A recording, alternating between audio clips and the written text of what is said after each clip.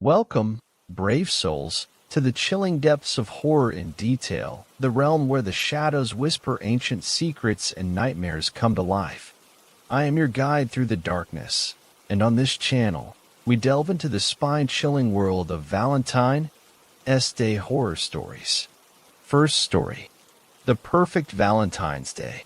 My name is John, and I have to apologize before starting. This story is very hard to track and recall chronologically. Time usually moves slow for me, but not that day. The day I met her.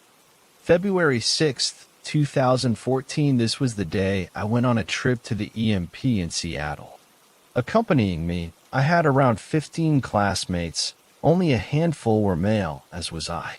Even the teachers were female, so naturally I felt a bit out of my realm. I don't socialize with girls often, unless a trait or mannerism piques my curiosity. Throughout the day, there was one girl who continued to migrate toward me and comment on things. Her name was Destiny. After a while, it was fairly obvious that she was interested in me romantically. She would appear soon after everyone would move on, and she would say something relevant while gently touching my shoulder. We would eventually move on to the African section of the SAM, and again, she appeared out of the corner of my eye. She said what I was thinking, with a powerfully articulate tongue. These masks scare me deeply. I started to pay attention to her. She was wearing a red plaid coat that hung to her sides heavily. From a glance, she really didn't have many different characteristics from our age group, aside from her eyes. Her eyes were a painted blue, but her pupils were colossally dilated. She had dark, running hair that seemed to reach up from her shoulders. Her height matched mine, and she was fairly lean. She stuck close the rest of the trip, still commented, but said nothing as shocking as before, where she spoke my mind. February 9th, 2014, I received a friend notification on Facebook this day. I don't frequent the ever-awkward social site often, so this seemed spontaneous. She found me on there, even though she never knew my name. I thought nothing of it at the time, but then again, we knew most of the same people. We talked for a while, and the anomaly kept reoccurring. She said what I thought. It was sharp and exciting. Had I finally found the girl of my dreams? February 11th, 2014, we arranged a small date for this day, just for coffee. She let me see her iPod, and it was miraculous. She had literally every single artist on it that I did. I have a strange music type, but it was all there as far as I could tell. This made me feel euphoric. February 13th, 2014, this day is where I usually lose track. I can't recall the events clearly, for they happened in such a fast pace. We kissed this day. It was the third date, and I was invited in at the end. I didn't expect much, since my luck showed absolutely no signs of improving much more.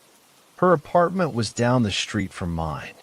Her walls and rooms were bare, suggesting poverty. I asked about the naked apartment, and she mentioned her recent move to my town. I thought nothing of it. We sat on her floor, in her bedroom. The television had no stand, so sitting on the bed would have blocked our view. Then we were drinking coffee, or maybe it was tea, and her dog, or cat, spilled one of the drinks. I stood up in excitement and said, "Oh shit." The very moment I said it, so did she. A glance was shared, mostly of embarrassment. Then she ran into the kitchen to grab paper towels. I felt out of place and turned inward with a bit of shame for making a mess.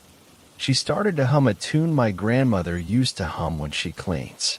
I finally collected myself and assisted in cleaning up the horrid mess. She either went to the living room next, or maybe a closet. I really can't recall. My brain gets fuzzy and warm when I try to work all of this out. But we ended up in her bedroom, and passion overthrew shyness. Her body was soft. She had moles on her arm that were very adorable. She had a scar down her stomach that was very light and faded. She had a burn mark on her leg that looked like a birthmark. February 14th, 2014, she called me on the phone, said she was frightened and needed me. I didn't collect my usual things, my phone, my lighter, my wallet. I was fast-paced and arrived a few minutes after the call took place. She was nowhere to be found. I called out for her, Joan. I emitted fear and danger with every letter of the name. Joan. I cried into the dank room. I was petrified. What if she had been kidnapped? What if something terrible was waiting for me in the other room, like a crime scene of bloody proportion? Breathing hard, I raced into every room. Then something hit me. A quite strange thought, in fact. All of the furniture was gone. I must have missed it before, but now that I think back, there was dust on everything. It looked as if this apartment had been abandoned for some time. Apart from my own footprints, my leg hurt from a previous injury. I checked the bedroom, nothing. I checked the further room, nothing. I checked the kitchen, nothing. The only room left was the bathroom. The door was closed. I'm out of breath at this point, so I take my time. This is it. This is either everything or nothing. My shoes echo off of the empty corners into oblivion. My hand reaches the knob, slowly kinking back into the mechanism, and the door moans wide open. I found only one object in there. It was a mirror. I don't like mirrors. I hate mirrors, actually. I can see the hideous moles on my arm so clearly in my reflection, and I feel repulsed. I can see the cut I got on my stomach from when I was a child, too. Can you believe that? The worst thing about mirrors? I can see my pupils. When I forget to take my medication, they get so redundantly large and bothered. When I forget to take my medication, I get confused. When I forget, I hurt people. I forget everything I am. My name is Joan, and I have to apologize before starting. This is the story of how I found my neighbor dead in an empty apartment. Second story. My town believed in a Valentine's Day monster. I've been single my entire life. I really don't mind it. It's just how I've always been. And yet, I still buy Valentine's candy and a card every year. That simple thing saves my life. I moved to a small town right before starting high school. It was difficult trying to make new friends and adjusting to an entirely new place at the same time. By the time February rolled around, I was finally feeling as if I'd gotten into the groove of things. I had only made a handful of friends, and to my shock, the first time I was ever asked out on a date was a week before Valentine's Day. I felt awkward going out with a girl who I'd never spoken with before, so I turned her down. She got angry, claiming she had other options and was just being nice. That might be the case, but her extreme reaction confused me. When I was able to, I asked my friend Travis about it. Oh yeah, you die if you're single on Valentine's Day. Get your heart ripped out and everything, so find a girlfriend for the day. He explained, and I scoffed at the idea. Come on, you don't expect me to believe that, do you? I asked, thinking he was just pulling a joke on the new kid. He acted as if he was just giving me some facts. He was looking at me as if I was crazy for not knowing about getting a date or dying. I told him he was crazy, but he just shook his head. It happens every year. Someone gets their heart ripped out. It might not be in this town, but it's nearby. And it's always someone single. I guess you can risk it. By why? It's just one day, he said, trying to defend his point. This was before everyone had a cell phone in their pocket, so I couldn't look up deaths of people missing their hearts right then. I made a note to research it later, so I could call him out on his urban legend. I crossed my arms, still not buying what he was saying. That's stupid. Are you saying, what? Someone knows you're single and kills you. I pressed. A person doesn't do it. Some sort of monster does. No one has lived after seeing it, but people said they heard drums and then found someone without their heart. Travis was again looking at me as if I should know all this. A Valentine's Day monster? Really? Well, Christmas is Santa and there is an Easter bunny, so why can't Valentine's Day have something? For the next 10 minutes, I roasted his idea and belief in the Valentine's Day monster. At least he could take it all as a joke, even if he did believe the murders were real. He wasn't positive a monster was doing it, but couldn't offer up any other reason behind the deaths. And he wasn't risking it. He already had a date lined up with a girl he didn't even like. I still thought the entire idea was dumb. The rest of the school didn't share my outlook. As the days slowly got closer and closer to the fated day, the students got paired up with each other. Some done out of safety, others using the monster as an excuse to finally ask out their crush. I received a few pity offers, but I refused all of them as an act of rebellion against this stupid small town's tradition. I just watched as everyone started dating in fear of death. The stores sold out of candy and cards pretty quick. Normally everywhere would be flooded with red and pink products. The shelves were barren a few days before the 14th. Now, I refused to accept any offers. And I didn't plan on asking someone out either. The school offered a program where you could buy sweet heart candies to be delivered to class for a small fee.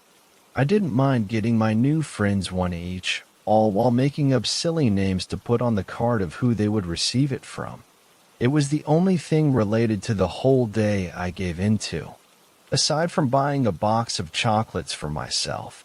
The chocolates were just a normal box of assorted types from the grocery store I'd gotten with some money made from doing chores. When I bought them, the cashier slapped a heart-shaped sticker on the box without my permission. A small one for someone to write who the box was meant for. With how crazy this town was over the holiday, I didn't blame her. By that time, I've been so overexposed to anything Valentine related. Just seeing the sticker put me off eating the chocolates. I shoved them in my backpack to forget about them until after the 14th was over. I really wish I had taken the entire thing a bit more seriously. It wasn't until the night before Valentine's Day that I finally looked up the murders, finding them to be true.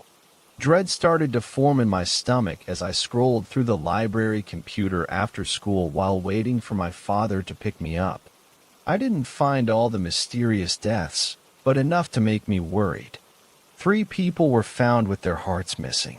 The police said that from the state of their bodies, they were killed on Valentine's Day, even though their bodies weren't found right away.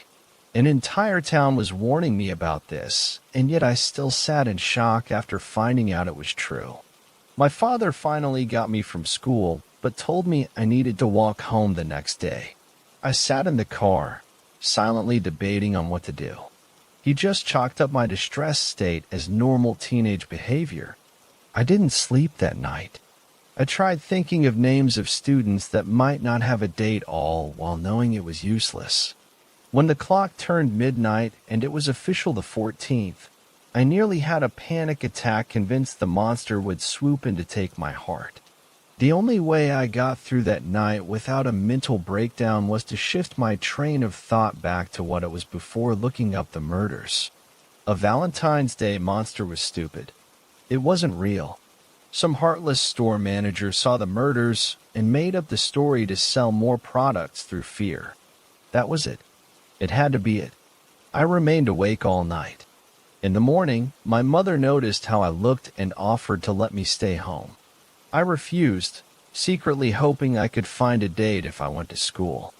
The place was abuzz with new couples and gift exchanges. As I walked down the hallway, a few students looked at me with pity in their eyes. Most knew my single stance and how I would be the monster's top choice, if it was real. No one went near me that day if they could help it. My few new friends awkwardly tried to find reasons to rush off if I tried talking to them. All of them having temporary new girlfriends gave them a good enough reason to be left out. My candy heart prank wasn't funny. Some thought it was, but I couldn't find the humor in anything that day. Instead, I spent it looking over my shoulder, expecting to hear drums at any second. The final bell rang and Travis was brave enough to walk over to me for a chat. I think he thought this was going to be our last conversation. The idea got him motivated enough to walk over, but not to find the words. Do you, want to come over? I am going out today, but maybe we can hang out beforehand? There is a really good show, and he trailed off feeling awkward. It's fine. I'll just chill at home.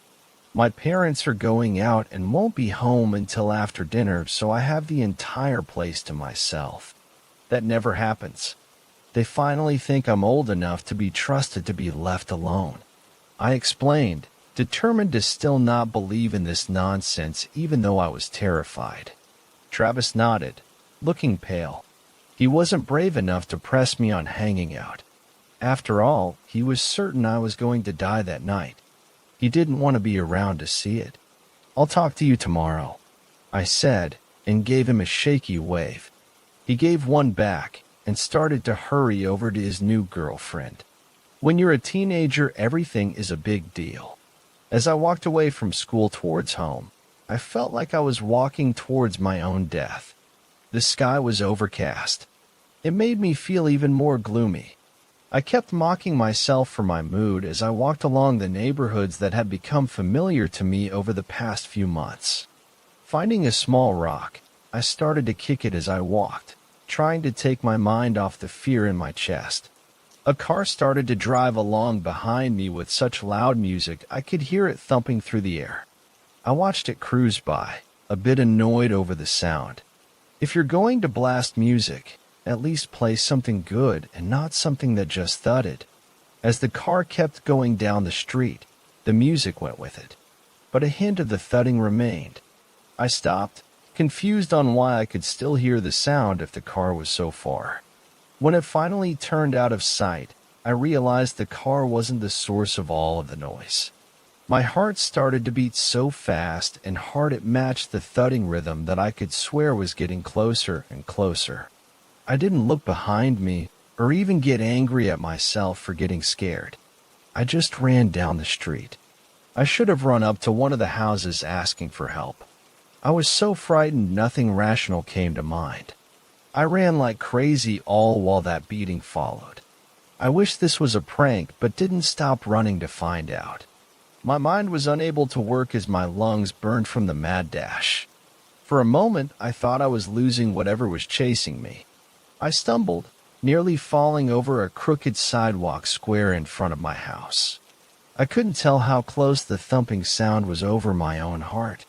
Sweat poured down my face, and I felt faint. I slammed into my front door, banging on it before I remembered my parents were out. I nearly screamed in frustration. The door was locked, and my keys were buried under my books inside my backpack. That thudding sound was all I heard. It was so close it rumbled in my chest. My hand shook as I fumbled to get the zipper open. I was scared to death and couldn't keep my eyes open. Squeezing them shut, I felt around in my bag for my key. My hand brushed against it when a puff of wind came across my face. I smelled something sweet, and then the wind came again. To my horror, my mind clued into the fact it wasn't the wind but something breathing on my face. It was too late. Even if I got my key, I couldn't unlock the door before whatever brought the heart-thumping sound took my heart too.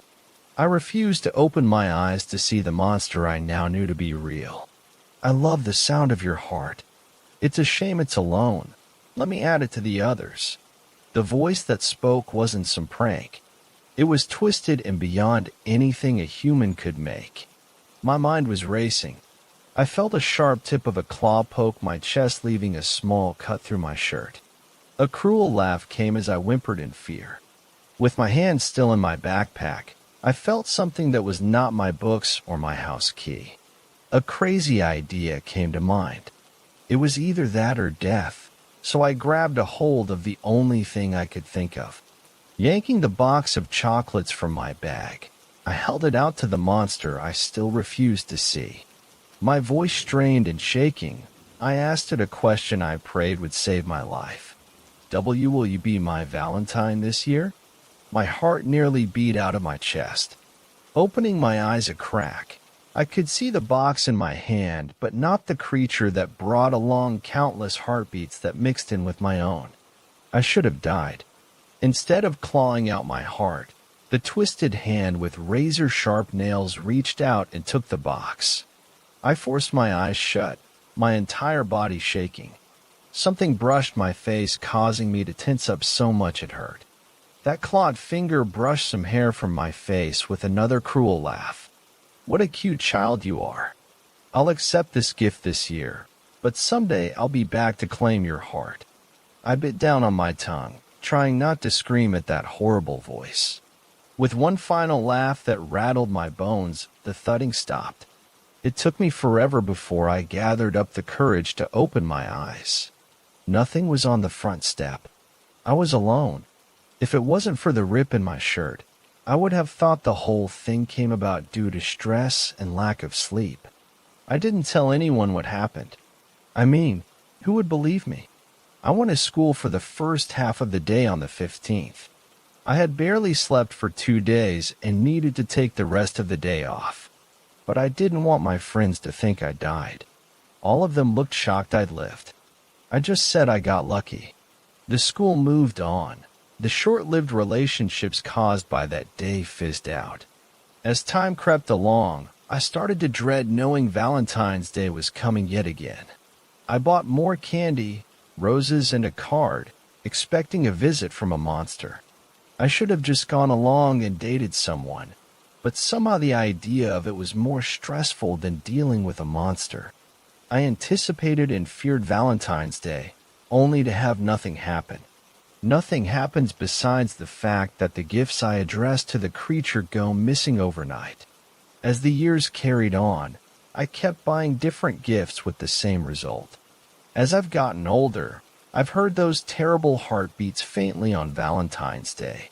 Each year the sound gets louder.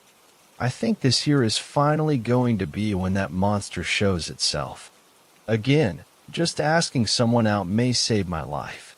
But I think if the monster does show up, I'll ask it the question yet again, but this time I will keep my eyes open. Third story. Valentine's Day, 2009. This was originally posted on a blog I used to write. I'm sorry to say it's all true. I'm gonna kill you, she yelled as she ran towards me, the knife in her hand. Her eyes used to be a mesmerizing shade of hazel. Now they seemed almost possessed, infuriated, and dangerously out of control. As she made one swift movement with her left hand, I thought I had been punched. I fell to the floor, cradling my stomach, struggling for oxygen, winded. Something warm and wet trickled over my fingertips and onto the carpet. Blood. Then the pain hit me. I whined as it ripped through my stomach. Shut the fuck up. She pulled me onto my feet by the back of my t-shirt and screamed into my face. I'm gonna kill you. What had I done to make her so mad? Did I forget to get the milk on the way back from work? What had I done this time? She walked over to the window, her body trembling. Why am I surrounded by bloody idiots? My eyes struggled to focus on her back as she turned to face me. Look at me when I'm talking to you, retard. I couldn't focus.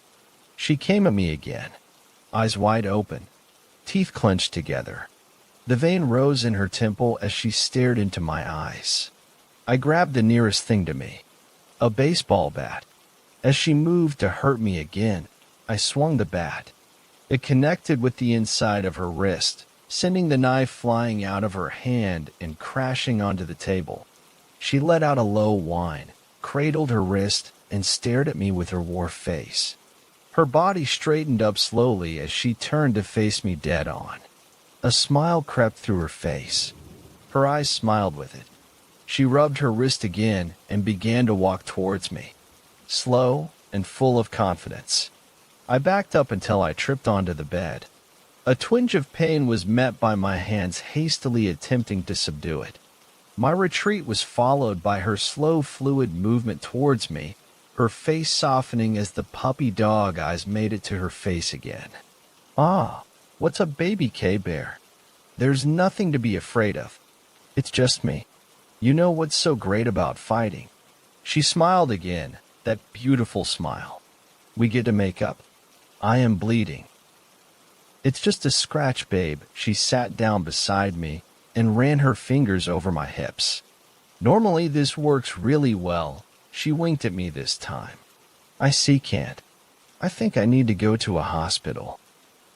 She ran her fingers over the inside of both of my wrists and gripped them tightly, forcing them over my head.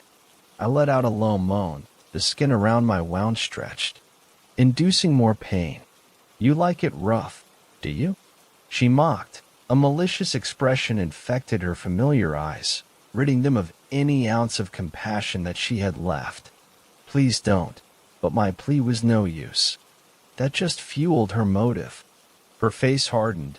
Her eyes seemed to hone in on something I had said, like a guided missile. Another smile found its way to her lips. Why not? You've never said no before. Besides, whatever you don't give me, I will take from you. I opened my mouth to speak. She used one hand to trap both of mine and pressed a finger to my mouth. She smiled, leaned into my ear, whispering just like your lovely stepdad did when you were 7. I froze. I had never told anyone else that. I just wanted to forget it. I knew it could be used against me, but I trusted her. She let out a schoolgirl giggle. It a nerve? Come on, take your clothes off. She started undoing the buttons of my work shirt. Flashbacks met my mind with unparalleled power. That Saturday in summer. I couldn't go through all of this again. I'd come so far. Stop. I yelled, half at her and half at the memory. Her eyes widened with surprise. I'd never raised my voice to her before. She sat on my lap, still holding my wrists above my head. She leaned into me, her eyes fixed on mine. She came so close to me that I could almost taste her breath. Her lips brushed mine softly, then she pulled away slightly. She leaned in again and kissed me with such force that I felt the skin on the inside of my mouth snag against my teeth. Her eyes stayed fixed on mine the whole time. When she had finished, she pulled away, so I could taste blood mixed with saliva. She tasted it too and spat it out onto the carpet. I rolled over into the fetal position, holding my stomach, as tears began to roll their way down my hot cheeks. I'd let this happen to me again. I didn't even try to fight her off me. I knew there was no point. I didn't have the strength in me. I felt her get up from the bed. She ran her fingers through my hair softly. You were great. As usual, I stared at the wall, trying to repress from my memory what had just happened forever. She got up and turned to me. Hey, I was talking to you. She grabbed my hair and pulled me up from the bed. Get dressed. You disgust me. She looked around the room, searching for something as I tried to stay upright. My dizziness had reached new heights. Ah, she chirped. I remember thinking, oh my God, what has she found? This'll do, she said, slowly putting on my motorbike gloves, the ones with the carbon fiber knuckles. She delivered a sucker punch to my stomach, point-blank range onto the seeping wound. I fell to the floor, now covered in blood. An excruciating pain made its way through my stomach and my chest as I kneeled to cradle the pain in a futile hope that it would stop. A pain in my left breast. A tingling. I was finding it hard to breathe. My heart. I couldn't see. I couldn't hear. Was I dead? Another pain tore its way through the back of my head and down my neck. I opened my eyes, pressed my fingertips against my scalp. Thick, sticky, like jam. More blood. She had hit me round the back of the head with a chair. I leaned back against the cool wall. I could just make out the outline of her body. She was standing over me, forcing me to swallow something. A scarily familiar taste hit my tongue. It tasted chalky. Wrong. The world started spinning. I was no longer in fear of what may happen today. I didn't feel happy. Didn't feel sad. For once, I felt at peace. Is this how it feels to die? This was not how I pictured my life ending. I thought back to all of the rows that I had with my family before she convinced me to move out. Why didn't I listen to them? They always knew best. My eyes closed for what I come to believe will be the last time. Hello? Hello? Can you hear me? A voice comes out of nowhere. Do you know where you are? There is a strong smell. Cleaning fluids. Sanitization. A rhythmic high-pitched beeping followed by the mechanical sound of breathing apparatus. I wake up. The outline of a woman dressed in blue meets my eyes. Fuzzy. Blurred. She leans over me. Mom is holding my hand, crying and caressing my cold fingers with her thumb. Mom, I whisper, fighting back tears. She doesn't look at me. Why did you do it? Why didn't you come to us? How could you do this to me? But Mom, how could she think I did this to myself? She lets go of my hand and turns away. There are people here to see you. My eyes meet the wall at the end of the bed. 2 police officers. They introduce themselves as Haley and Michaela. Haley replaces my mom on my left-hand side as they take a seat on either side of my bed. Michaela clears her throat as she takes out her notebook.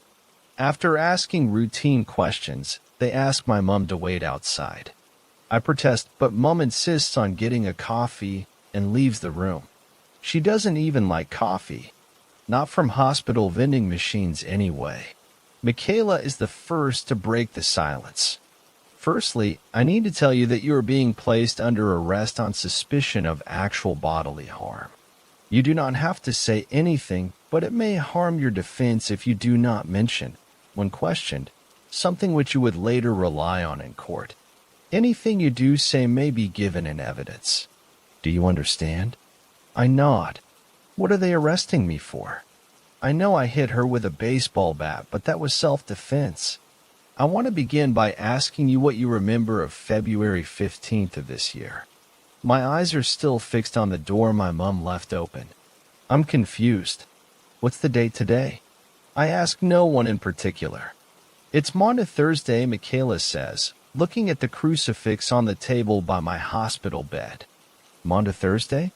I run through the Christian calendar in my head. That'd mean April. I frown, trying to remember. 9th, Haley finishes my sentence for me. We have arranged for you to see an independent psychologist to assess you. She'll be here in an hour or so. Haley fails at reassuring me. What do I need a psychologist for? I snap under what she is insinuating. They both look at each other, then back at me. They think I tried to kill myself. The doctors found a large amount of paracetamol in your system, and officers found an empty bottle in your hand. Could you explain how it got there? Haley was trying to be open-minded, as if she could somehow believe me, but I could see through her act. I cannot remember the whole thing. Huge blurs in memory fill my account. I tell them my story. Maybe this time I will be believed. 4th story. Happy Valentine's Day. I got a text when I woke up this morning. Happy Valentine's Day. Only I'm single. The text didn't come from anyone I know. My mother had sent me one, too, but this one was from a restricted number. I didn't think much of it, though. Perhaps someone sent it to the wrong number by mistake. I ignored it, went through my normal routine, got dressed, brushed my teeth, grabbed my work computer, and headed out the door. I turned on my car. Ding. I can't wait to see you today. I tried texting back. You have the wrong number. Sorry, but all I got was an error message. Number unknown. I should have expected it. My phone couldn't have the correct number, since it was restricted. I drove to the train station and parked like normal, hopped on the train heading downtown to my office. The ride was uneventful. One lady was crying behind me. She said something about, no one loves me. Wanna die? Hate Valentine's Day. I didn't pay much attention. People on the train were crazy. Ding. I got something special just for you. I felt really bad for whoever this was. They either got a wrong number from someone without the heart to tell them to their face, or they mistook one number in their phone for another. I couldn't respond, still, since the number was still restricted. I walked through the front doors of my office, found my cubicle, and got to work. I'm usually the first person there, so I watched the crowd as they shuffle in each morning. Bob, Joe, Alice, Miranda, some girl with black hair, Tim. Wait, who was that new girl? I decided to ask Bob, one of my closest work buddies. Me. Hey, Bob. Who's that new girl? The one with the black hair? Bob. Oh, that's Carrie. She started on Monday. Sweet girl. You weren't introduced? Me. I was sick on Monday. She wasn't here yesterday, though. Bob. I thought she was. Maybe I'm remembering wrong. Let me introduce you. When Bob introduced me to Carrie, she looked up, smiled at me, and said, "Happy Valentine's Day." It wasn't cordial. It wasn't cold. It was odd. I couldn't put my finger on it, but something about the way she said it just creeped me out. That's all she said, too. Happy Valentine's Day. Then she looked back at her screen and started typing, like we weren't even there. When I got back from lunch, there was a heart box of candies on my desk with a note. I told you I had something special for you, winky face. Weird. That's what those texts had said. I decided to take the rest of the day off.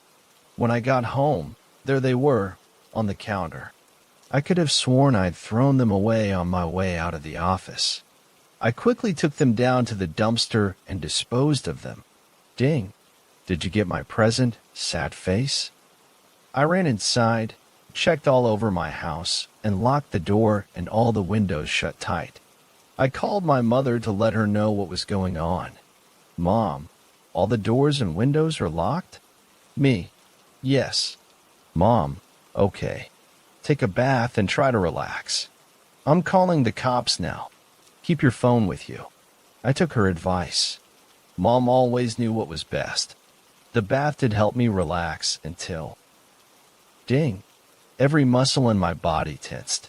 I picked up the phone off of the floor quietly, unlocking it, preparing for the message from the unknown number I knew I'd find. Honey, I'm here. I see you ate the chocolates. Come give me a Valentine's Day kiss. Ox. Slowly, and careful not to make a sound, I got out of the bath. I peeked through the door into my living room. It was Carrie on my couch. Her head turned in my direction immediately, like a soldier snapping to attention. She looked directly at me, through the crack in the door. Happy Valentine's Day. She smiled wickedly. Was that a knife in her hand? I got you the chocolates, but all I want in return is your heart, babe. I screamed, slammed the door shut, and locked it tight. I know she's standing there right on the other side of it. How do I know? I hear her whispering over and over again. Happy Valentine's Day. Fifth story. Valentine's Day urban legend. I should have known by the doe eyes and the shy smile. Jess was a pretty girl, a little nerdy and a little pudgy, but still cute. She had long dark hair, dark brown eyes, tan skin, and the biggest crush on me of any girl I had ever encountered. I should have stayed away from her, but when a guy wants what he wants, it is hard not to go along with it, especially when you just broke up with your ex-girlfriend of 2 years. I had hit a bit of a dry spell the last few months. Becky and I had been dating for 2 years, and she was like the hottest girl in school. I stupidly broke up with her 2 weeks before her 16th birthday. It wasn't smart, I know, but I couldn't take it anymore. We had started out hot and heavy our freshman year of high school. She was popular because she was hot. I was only popular because I was on the football team and she was a cheerleader. Yeah, I know what you were thinking. How cliché, right? It was true though, we were that couple. She was tall like me and had blonde hair that went down her back. She had the hottest body too. You were probably wondering why I would break up with such a hot girl. To be honest, it was because she began to smother me. It started out with constant text messaging. Hi, Jacob, baby. Sit by me in English class. I'd text her back and tell her something like okay. Then she'd send me some emoji with a kiss face or something. At first it was flattering because every guy in school, even seniors, wanted to bang Becky, but she only had eyes for me. As time wore on, though, so did my patience. She started insisting on doing everything with me, and if I didn't text her right back, even in the middle of the night, she would pick these stupid fights with me. She was constantly threatening to break up with me if I didn't get in line. So, I did it for her to disastrous results. It was a week before her 16th birthday, and she had this huge pool party planned just before our junior year of high school. Her parents had hired a band, rented out one of those video game trucks, and even had it catered. We got into one of our classic fights and I snapped. I broke it off with her 5 days before the party. She was devastated to say the least, but I didn't care. I just wanted to put Becky behind me and move on to greener pastures. That is when the night of the birthday party, which everyone I knew was attending, I chose to hang out just outside of the house in the street where a bunch of kids were congregating. I didn't have the nerve to go into the party. Some of the seniors were going to Lookout Point, which was a name we gave this local hangout spot that overlooked these cliffs that lead into the Atlantic Ocean.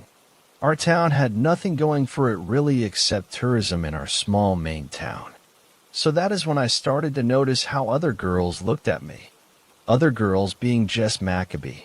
She was so cute that night with her tank top, short shorts, and her hair all down her back in waves like a mermaid.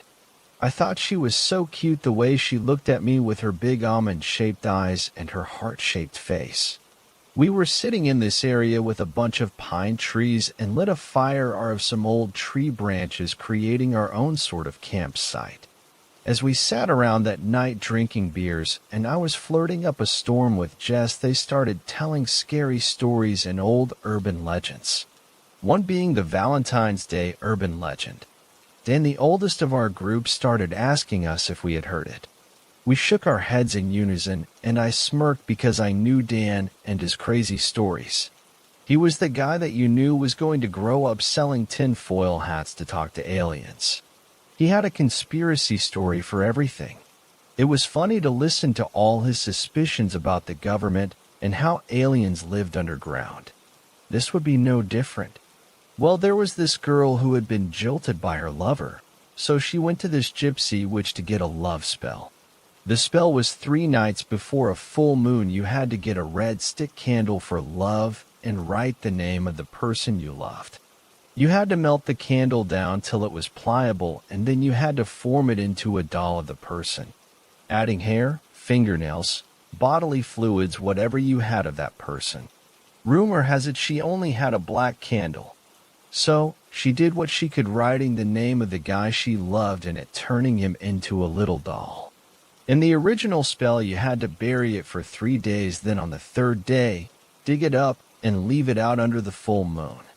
Then some spirit would grant your desire using the full moon's energy. Only because she used a black candle, which represents death, her lover died getting his head chopped off. She killed herself after he died, and when they found her, she had that doll in her hand with tape wrapped around the doll's neck. They found her on Valentine's Day. We all busted into hysterical laughter. It was typical of Dan, always telling us stupid stories. I didn't think much of it after that, and I noticed it had begun to get chilly out, and so I offered to share my blanket with Jess. One thing led to another, and we had sex that night in the back seat of my Toyota. When we finished, I took her home with the promise of calling her the next day.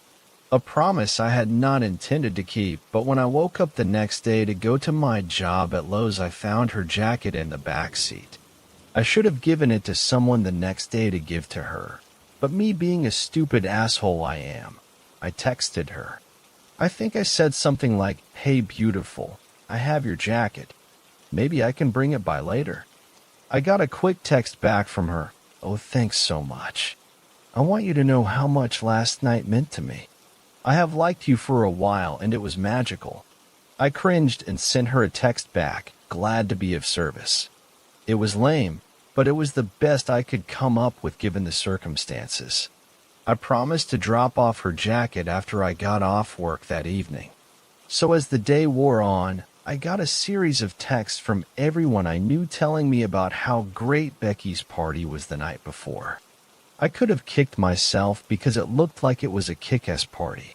It was a never-ending day, and it was slow and hardly any customers came in to shop most of the day, so my boss let me off work a little early. I texted Jess as soon as I got out of work, hoping to deliver the jacket and be on my way to the rest of my life. I got a text back from her saying she was home, I could bring it any time. When I got to Jess's house, her family was having this barbecue, and talk about awkward. Her dad greeted me at the door. "You must be Jacob. Jess has told us so much about you." I cringed, but I smiled politely. "Say you want to stay for dinner?"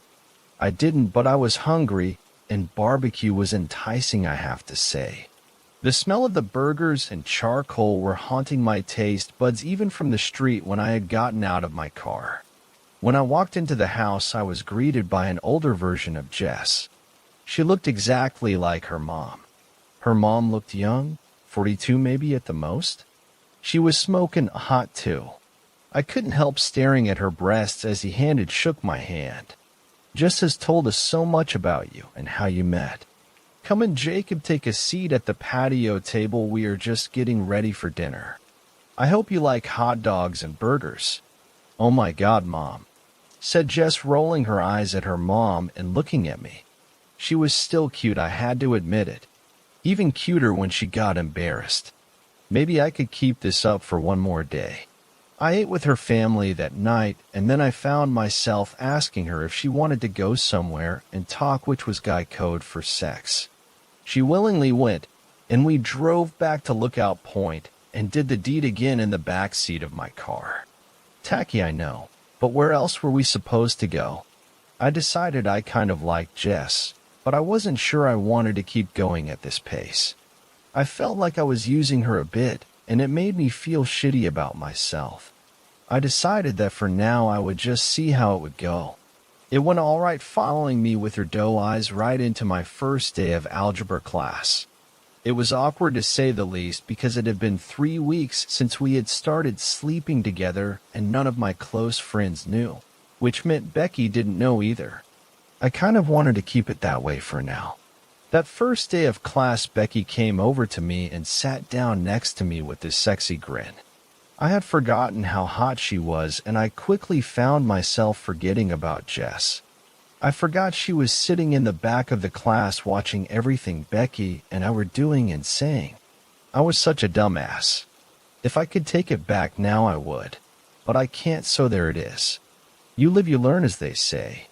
I can't believe I am saying this to you, Jacob, but I kind of miss you. I just wish you and I could work things out and go back to the way they were. I feel bad now and realize how stupid I was too. Forgive me and have lunch with me, she asked with her pretty smile. I wanted to, but then I felt eyes glaring at me from behind my head. I dunno, Becky. There are some things I need to take care of first. She looked puzzled, but I knew what I meant. I had to tell Jess I was getting back together with Becky. I sent Jess a quick text. "Jess, can we talk after class?" "Is it about Becky?" She had texted me so quickly, but it was obvious, wasn't it? "Yeah, I guess." "Okay."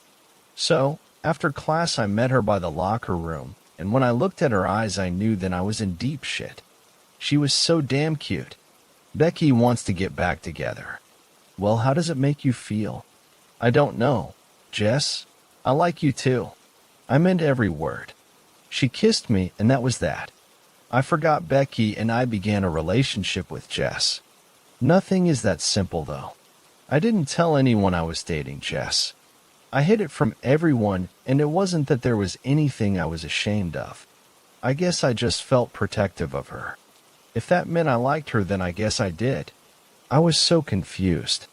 Fate had other plans for me, though. 3 months of dating in secret had taken its toll on her, and whenever she wanted to tell people, I always told her I wasn't ready to tell anyone yet. Then she got pregnant. Jess had no intentions of being a mom at 16, so she went to a clinic and I drove her. After that, things were different between myself and Jess. She wasn't the same sweet person she was before, and eventually I broke it off with her and got back with Becky. A week or so later, I was coming into school on a Monday, and that is when I started to see everyone crying in the front of the school. I parked my car and walked up to Becky, who looked horrified. "What is going on?" I asked. "You didn't see the news?" "No, why?" "Jess Maccabee killed herself over the weekend." I gulped hard and felt like the wind had just been knocked out of me. "What the fuck?" "Yeah, they said her parents found her slouched over her bed after having stabbed herself multiple times in the stomach. She was always a weird girl," said one of Becky's friends, Tracy, that up until this moment I didn't even realize was standing there. "Yeah, they found a weird wax doll in her hand wearing the same exact outfit she had on, with a giant pin in the stomach of it." "What? Are you joking?" I had asked. "No, I wish we were. How sad for her parents, but how creepy is that?" I just stood in a daze, unsure of what to do. There was a funeral a few days later, which I reluctantly attended. I didn't even bother to say anything to Jess's parents.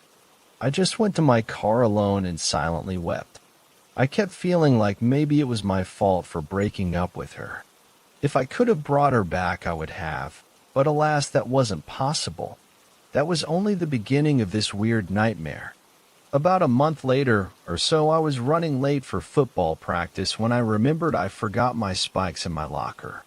When I went to retrieve them, there was a small 4x4 jewelry box that fell out of the locker with a red ribbon around it.